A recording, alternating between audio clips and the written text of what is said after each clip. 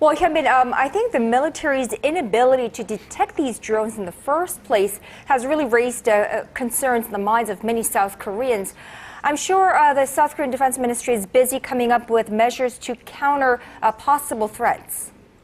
As you're right, Kyung-young, key commanders from every branch of the military held an emergency meeting Monday to discuss the recent infiltrations.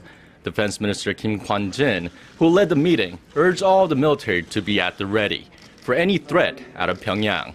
The South Korean military says it was well equipped to deal with enemy jet incursions and attack UAVs. But as that, it's much more difficult to detect these types of UAVs because they are very small in size. Seoul says it plans to purchase low-altitude radar as soon as possible and other military gadgetry to prevent further infiltration.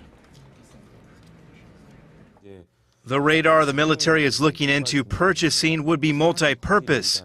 It would not only be able to detect small UAVs, but even mortar shells and multiple rocket launchers.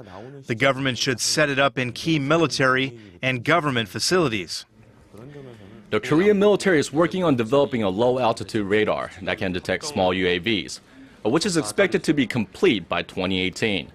Until then, they'll have to lean on low-altitude radar systems from overseas.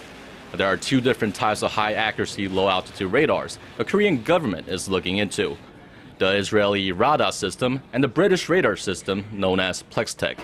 The radar system has an altitude range of 10 kilometers and costs $950,000 per unit. The Plextech system has a range up to 2 kilometers and comes with a price tag of $190,000 per unit. Both radars could detect any object within its range, measuring as small as 0.5 meters in size. But there's a clear difference in price.